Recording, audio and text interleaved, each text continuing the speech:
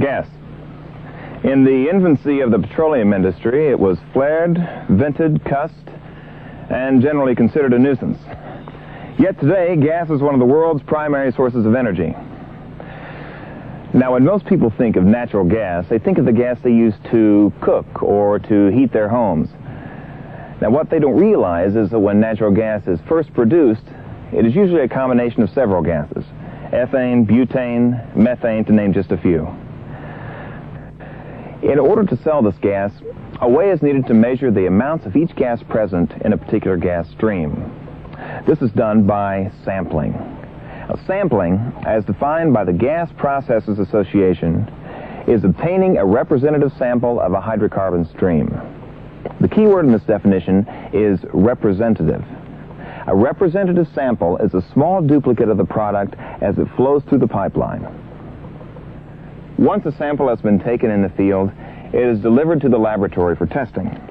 Here, lab technicians pull a portion of the sample to measure the percentages of each hydrocarbon in the gas stream. They check for percentages of H2S, CO2, and water in the various samples. Gas is also evaluated for its BTU, or British Thermal Unit value. All of this information is processed, and decisions regarding sales contracts, reservoir studies, property evaluations, enhanced recovery programs, and engineering for new facilities are made.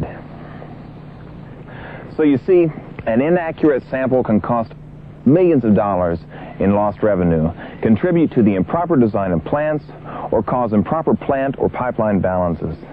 An accurate and representative sample of the gas and liquid flowing through the pipeline is important. You just can't go out and grab a sample anymore. So let's look at the equipment and procedures necessary for taking good gas and liquid samples. This is the first section of a 3-section module dealing with the fundamentals of gas and natural gas liquid sampling.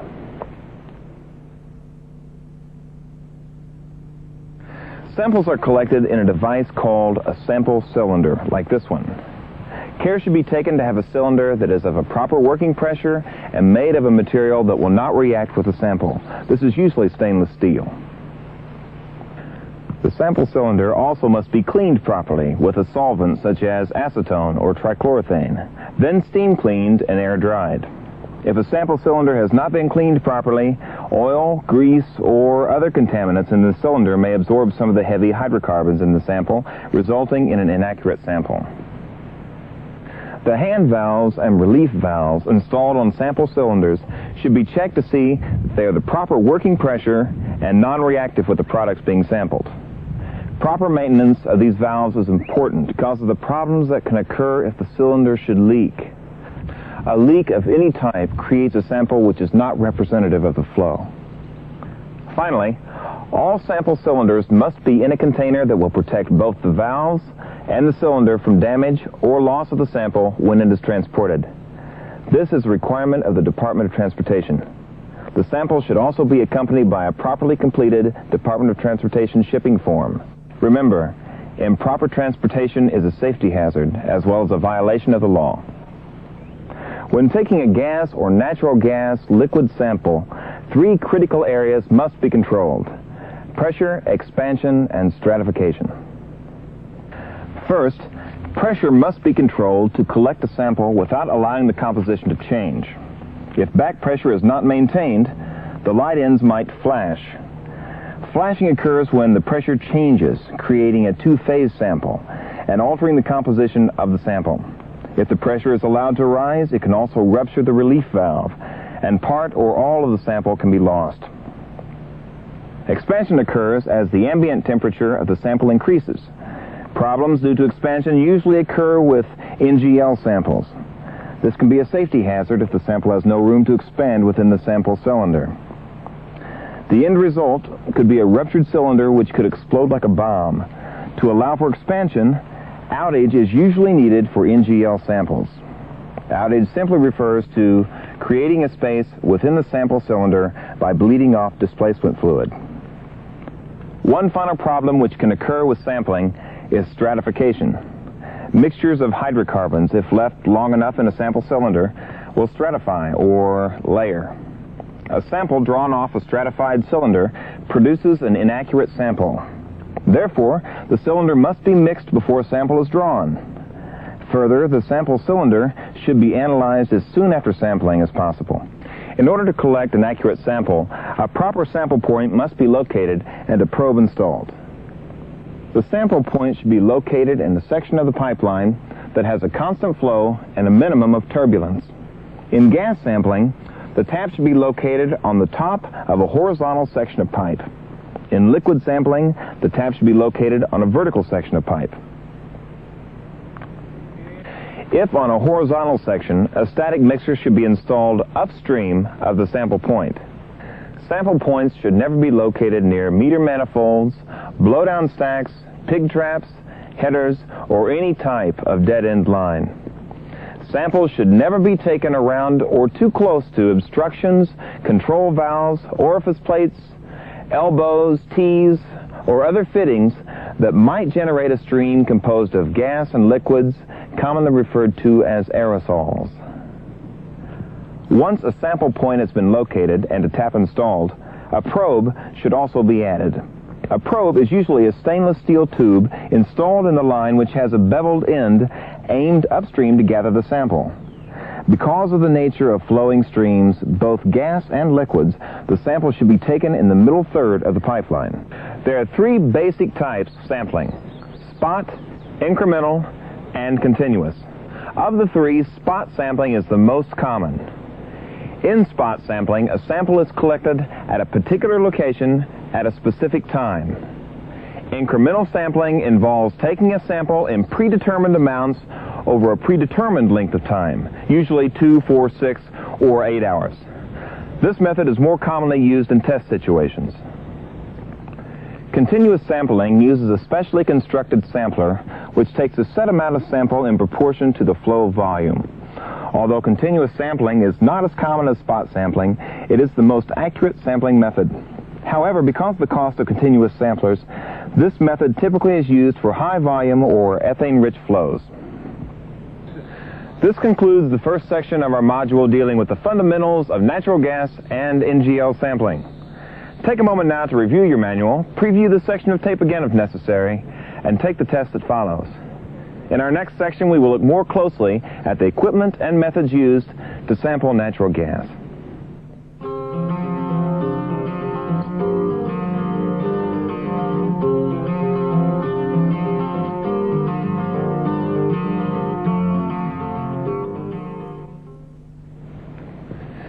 In our last section, we discussed the basics regarding sampling. You saw why we sample and why it is important to collect good samples.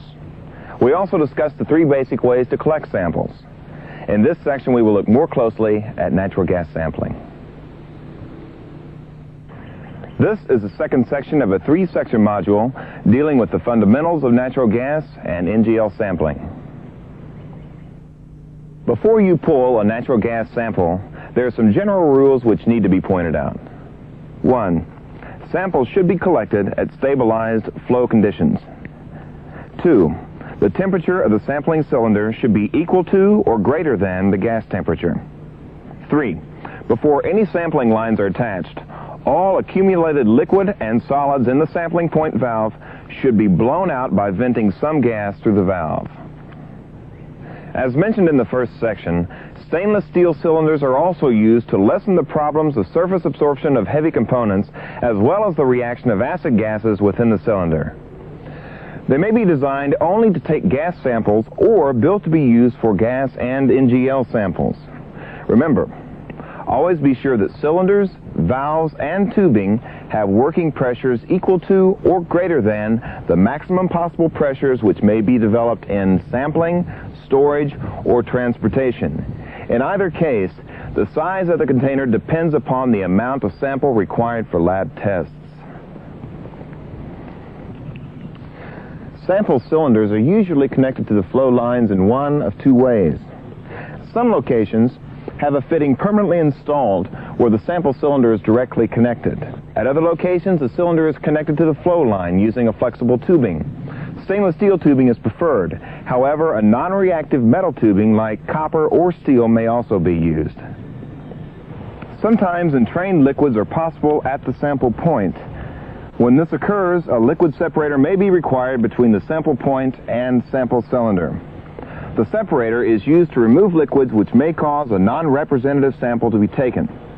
To avoid contamination, the separator should also be made of stainless steel. One final point before we discuss natural gas sampling methods concerns identification. All samples must be identified and tagged. This information is needed before a sample can be handled in the lab. These sample tags should include certain basic information along with any special instructions or remarks which may help lab personnel to properly handle and analyze the sample. Some of the typical data needed are date and time sampled, sample source, location, well, lease, plant, method of sampling, name of the individual taking the sample, separator or line pressure and temperature.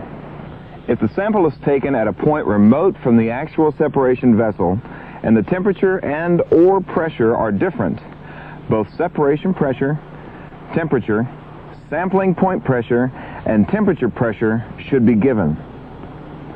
Sampling pressure, if taken at a reduced pressure. Gas gravity and H2S and CO2 content if run in the field. Sampling container identification number, and any analyses to be performed. Sampling into an evacuated cylinder is the most commonly used sampling method for gas and applies to both dry and wet gases. However, there are also several other methods which are applicable under certain conditions.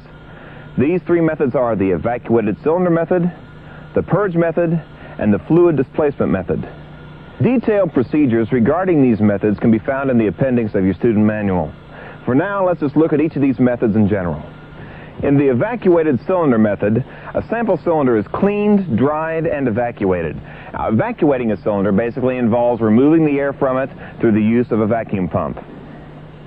The cylinder is attached directly to the sample point with a manifold. The sampling line valve and manifold valve are opened and the sample is taken. The purge method is more suitable for dry gases where there is little chance for condensation. After the sample cylinder has been attached to the sampling valve, a sample is taken and then bled off. This is called a purge. Depending on the line pressure, you may have to purge the sample cylinder a number of times before you get a good sample. Finally, there is the fluid displacement method. Though normally used for liquid sampling, the fluid displacement method may also be used to sample gas.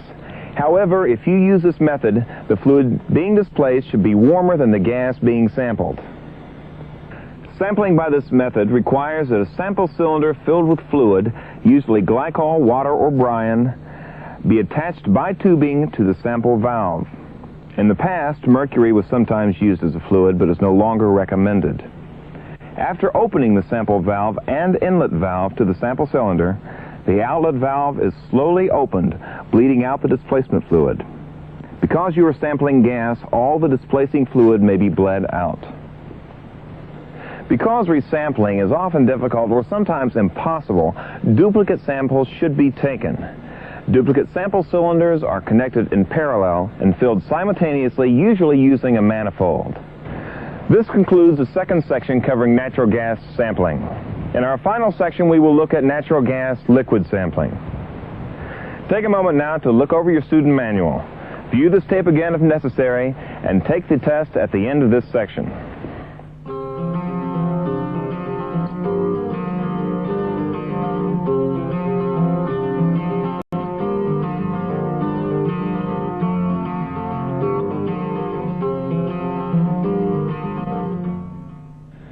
In the second section, we talked about the equipment and some of the procedures used in obtaining a natural gas sample. In this last section, let's look at the equipment and procedures used in obtaining an NGL, or natural gas liquid sample. This is the third section of a three-section module dealing with fundamentals of natural gas and natural gas liquid sampling.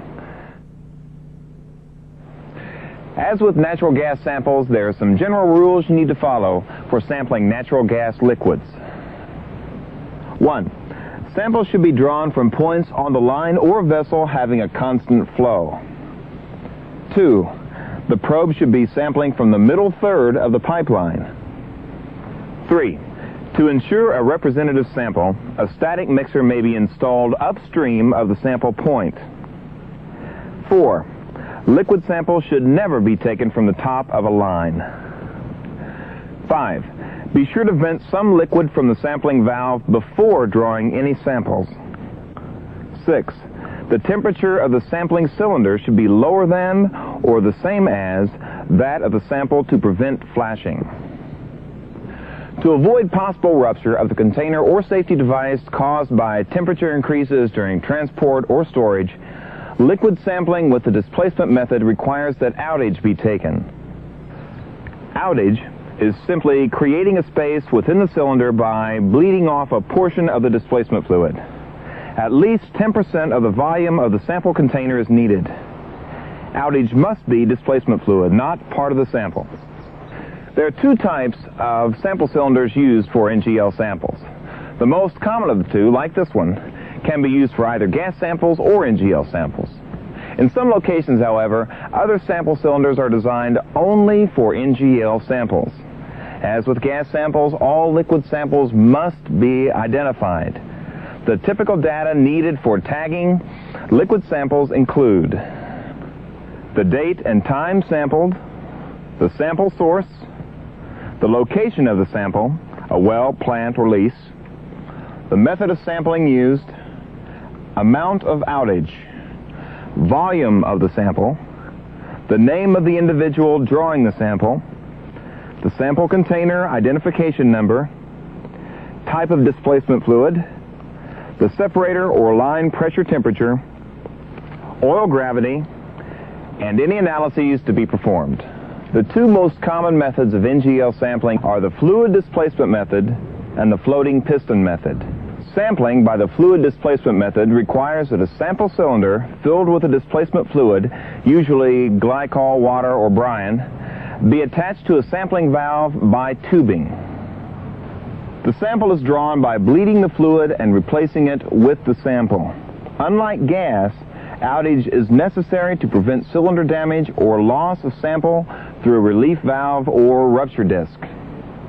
The floating piston method of liquid sampling is similar to the fluid displacement method, except that a floating piston within the cylinder helps to maintain the integrity of the sample by separating and preventing the absorption of sample components within the displacement fluid. A more detailed discussion of both the floating piston and fluid displacement methods of NGL sampling can be found in the appendix of your student manual. In this module, you have learned the importance of sampling and the types and purposes of samples.